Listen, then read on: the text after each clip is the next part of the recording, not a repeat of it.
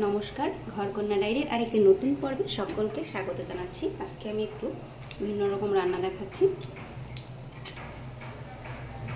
এই যে এখানে নারকেল কুড়িয়ে নিয়েছি, এটাকে বাটা করব। বাটা দিয়ে ভাত খাওয়া যায়। তো আমি প্রথমে তেলে জিরে দিয়ে নিয়েছি। এখানে সরিষা, ধনিয়া এগুলোও অ্যাড করা যেতে পারে, কিন্তু আমার ধনিয়া এখন জিরে করা আছে, তাই এখন আর দিলাম না, জিরেটা পরে মিশিয়ে নেব। এখানে সরিষাও বাটা দেওয়া যেতে পারে। এভাবে নারকেল একটু তেলে ভেজে নিয়ে পাতায় বেটে নিলে ভাত খেতে কিন্তু খুবই সুস্বাদু হয়। সরষেটা আমি কাঁচা অ্যাড করবো বাটার সময়। আর যারা চাইবেন যে এই তেলে দিয়ে দেবেন, তেলে দিয়ে দেওয়া যায়। এভাবে নারকেলটাকে আমাকে ভাজতে হবে। এই যে দেখুন, এখানে আমি একটু সরিষা, মানে একটু হলুদ আর একটু লবণ দিয়েছি। এখন এটাকে তেল না ছাড়া অবধি একটু ভাজবো। যখন দেখবো হালকা হালকা তেল ছেড়ে আসছে তখন নামিয়ে নেব। আর এইদিকে আবার নিয়েছি আমি কচুরলতি, সরিষা বাটা আর নারিকেল বাটা। এটা আজকে কড়াইয়ে ভাপা করবো। এভাবে নারিকেল ভর্তা কিন্তু খেতে খুবই সুস্বাদু হয়। আর কেউ যদি চান যে পেঁয়াজ দিবেন, সেটাও দিতে পারেন, কিন্তু আমি এভাবে নিরামিষভাবেই করব।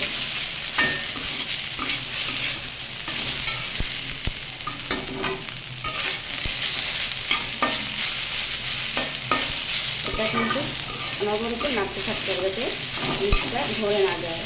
পোড়া লাগলে আর নারকেলটা দিয়ে খারাপ গন্ধ আসলে খেতে ভালো লাগবে না, তাই এটা নাড়তেই হবে।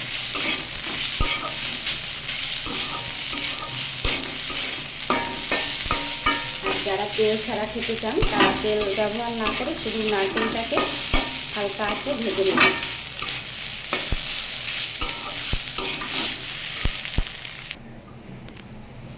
এই যে দেখুন, আমার নারকেল ভেজে নামিয়ে নিয়েছি। এখানে চাইলে আপনারা শুকনো লঙ্কা ভেজে অ্যাড করতে পারেন, সরিষা দিতে পারেন, ধনিয়া দিতে পারেন, কেউ আবার পেঁয়াজ দিয়ে খাইলে সেটাও দিতে পারেন। এভাবে করে এখন পাটায় বেটে নেব। আর এদিকে আমি কড়াইয়ে জল বসিয়ে দিয়েছি, আর এটা গরম হতে থাক। আর এদিকে আমি নিয়েছি এই যে কচুরলতি, সরিষা বাটা, তারপরে নারকেল বাটা, আর দিয়ে দেবো এখানে হলুদ।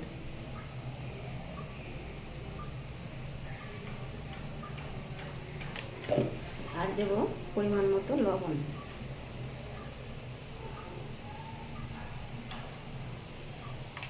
এবারে এটাকে ভালোভাবে মাখিয়ে নেব।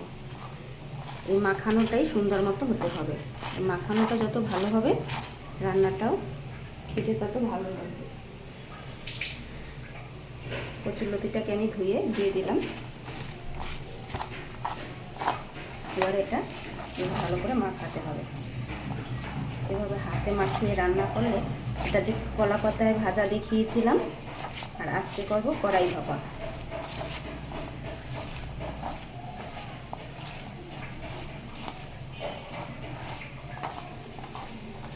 এখানে আমি কিন্তু কাঁচা লঙ্কা দিয়েছি, আপনারা চাইলে শুকনো লঙ্কার গুঁড়োও দিতে পারেন।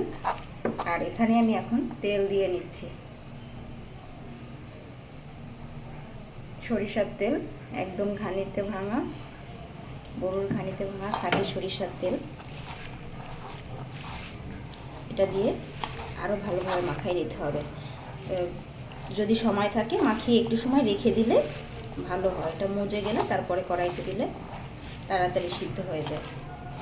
এই দেখুন কত সুন্দর করে মাখাতে হবে।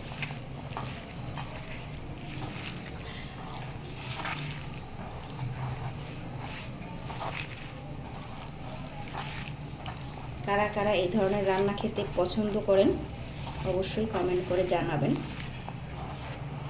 আর এরকম রান্না করলে বাচ্চারাও খেতে পারবে, কারণ এরকম ঝাল দেওয়া হয়নি। দেখুন মাখাতে মাখাতে কিন্তু অনেকটাই কমে গিয়েছে। এবারে একটু তেল দিস।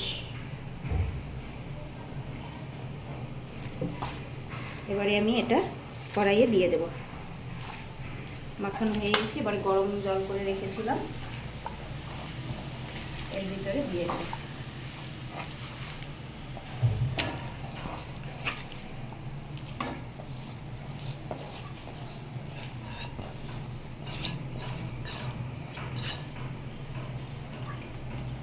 কচুরলতিটা একটু সিদ্ধ হবে, তার জন্য একটু জলের পরিমাণটা বেশি দেওয়া। আর একটু আমি মাখা মাখা করব, একদম শুকনো শুকনো করবো না, তাই একটু জল বেশি দিয়েছি। এবারে এই যে কড়াইটা ধুয়ে আর একটু জল দিয়ে দিলাম। এবার এটা ঢাকা চাপা দিয়ে দেবো। দেখুন কত সুন্দর দেখাচ্ছে, সরিষা বাটা নারকেলের যুগলবন্দি, খুবই সুন্দর। এখন এটাকে ঢাকা দিয়ে 10-15 মিনিট মতো হতে দেব। আর খুব কম আছে, এখানে চাল বেশি দেওয়া যাবে না।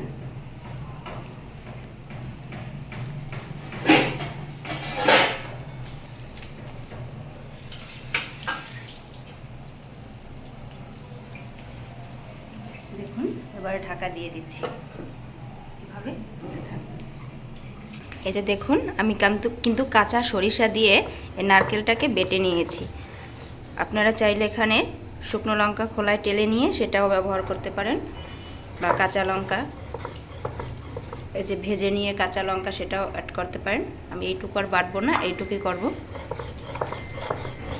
এভাবে করে নারিকেল বাটা খেতে কিন্তু খুবই ভালো লাগে, ভর্তা এ দিয়ে ভাত মাখিয়ে খেতে খুব সুস্বাদু হয়।